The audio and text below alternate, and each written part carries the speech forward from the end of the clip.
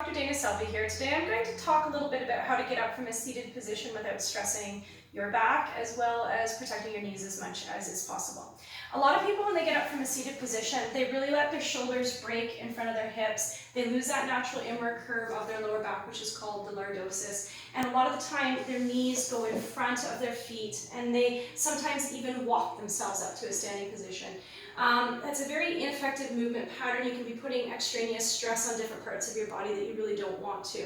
Ideally, when you get up from a seated position, you want to try to keep your shoulders more over your hips, the natural inward curve to your lower back. Don't hyperextend your back. Maintain that natural inward curve to your lower back.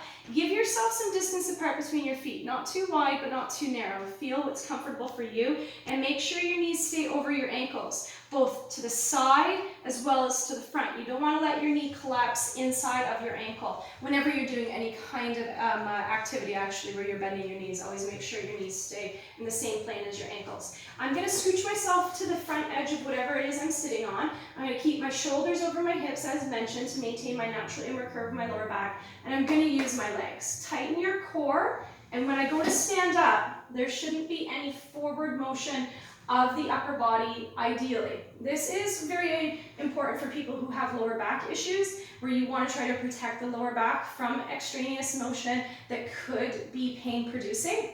When you go to sit back down, very similar to doing a squat, where you want to try to keep your shoulders over your hips and you're reaching back with your pelvis and sitting down with control, maintaining that natural inward curve. Again, protect your knees. So if you need to modify getting up from a seated position in a manner to protect your knees, every body is different, and do what works well for you.